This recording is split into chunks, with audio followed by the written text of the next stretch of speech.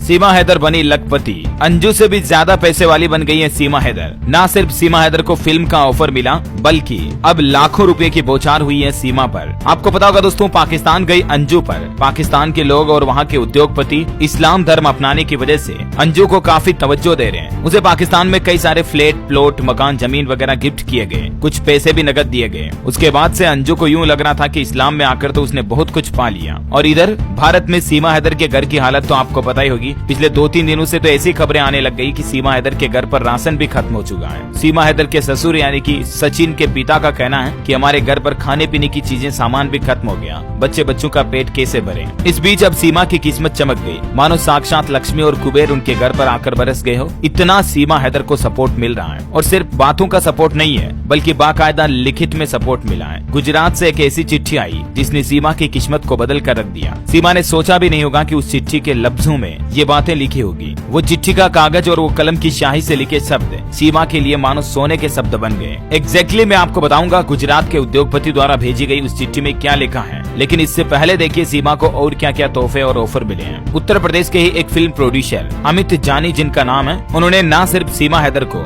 बल्कि उसके साथ सचिन को भी उनकी फिल्म में काम करने का ऑफर दिया है। यहाँ तक कि फिल्म प्रोड्यूसर का तो ये भी कहना है कि वो सीमा के घर जाकर एडवांस में चेक देने को भी तैयार हैं, और उन्होंने ये कहा कि सीमा हैदर और सचिन को इस फिल्म में काम करके लाखों रुपए की मदद की जाएगी। हालांकि सीमा हैदर और सचिन ने इस ऑफर को अभी लेने से मना कर दिया। सीमा और सचिन के घर वालों ने कहा कि जब तक उनके खिलाफ जांच पूरी नहीं हो जाती तब तक वो ऐसा कुछ भी नहीं करेंगे। अब आप ये सोच रहे होंगे दोस्तों कि सीमा हैदर ने घर आई लक्ष्मी को दरवाजे पर ठुकरा दिया, लेकिन ऐसा बिल्कुल भी नहीं है। वो कहते हैं ना कि ऊपर वाला देता तो छप्पर फाड़ के देता है। सीमा को भी भारत की यह कहावत अब सच लगने लगी है। भले ही सीमा अभी फिल्म में काम करने के मूड में नहीं है, हालांकि उन्होंने इस ऑफर को मना नहीं किया, लेकिन अभी वो फिल्म में काम नहीं कर सकते ये बात कही है। तो देखते ही देखते फिल्म के बाद सीमा हैदर के पास एक दूसरी चिट्ठी पहुंचती है। नोएडा में सीमा हैदर के गांव रबुपुरा में डाकिया एक अनजान चिट्ठी लेकर सीमा सचिन के घर पहुंचता है। शुरू में तो अनजान चिट्ठी को देखकर वहां हड़कंप समझ गया। सीमा उस चिट्ठी को खोलना चाहती थी, लेकिन सुरक्षा में तैनात जवानों ने उसे ऐसा करने से रोक दिया। उन्हें लगा कि ये चिट्ठी कोई धमकी भरी चिट्ठी हो सकती है, या सीमा हैदर के धर्म बदलने की वजह से सीमा को कोई धमका रहा हो, डरा रहा हो, इसकी चिट्ठी हो सकती है। इसलिए पुलिस वालों ने सीमा की चिट्ठी सीमा को ही पढ़ने से रोक दिया। लेकिन फिर जब अधिकारियों ने, प्रशासन ने, खुद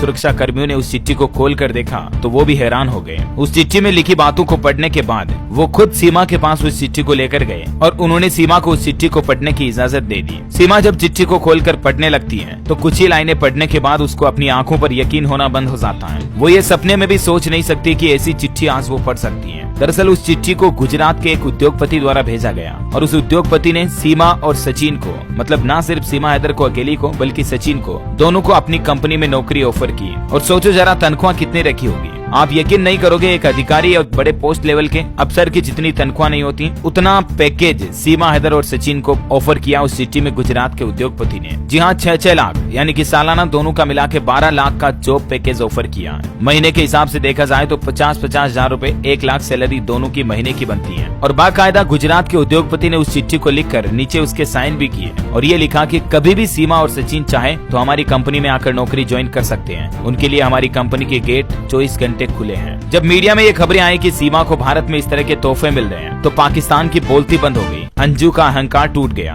पाकिस्तान गई अंजू का घमंड चकनाचूर हो गया। शुरू में उसे लग रहा था कि मैं इस्लाम में आई इसलिए मुझे ये सब कुछ मुफ्त में गिफ्ट में मिल रहा है, लेकिन अंजू की सारी गलतफहमियां अब दूर हो गई। सीमा हैदर को जब भारत में मदद मिली तो इतनी मिली कि शायद पाकिस्तान की जनता कभी सोच भी ना सके, और वो भी धर्म की आड़ में नहीं। अंजू को जो वहाँ मदद दी जा रही है वो इस्लाम की आड़ में दी जा रही कि अंजू ने इस्लाम कबूल किया इसलिए हम इस्लाम में उसकी मदद कर रहे हैं। यहाँ हिंदू धर्म की आड़ में उसकी मदद नहीं की जा रही, बल्कि इंसानियत के नाते वो भारत में रह रही, भारतवर्ष में रह रही, एक भारत की शरणार्थी होने के नाते अंजू को ये बड़े ऑफर और तोहफे दिए जा रहे हैं। इसमें कोई धर्म का जोल नहीं है कि अंजू ने हिंदू धर्म अपनाया इसलिए ये मदद मिल रही है, ऐसा नहीं है। यही तो हिंदुस्तान की खास बात है, और इसी बात पर एक लाइक तो बनता है यार दोस्तों। फटाफट से लाइक कर दीजिए, और सीमा हैदर अंजू मामले से जुड़ी तमाम बड़ी खबरें देखते रहने के लिए हमारे चैनल DLS न्यूज को सब्सक्राइब करके बेल आइकन जरूर दबा देना। इस वीडियो को लाइक और शेयर जरूर करना। जय हिंद, जय भारत।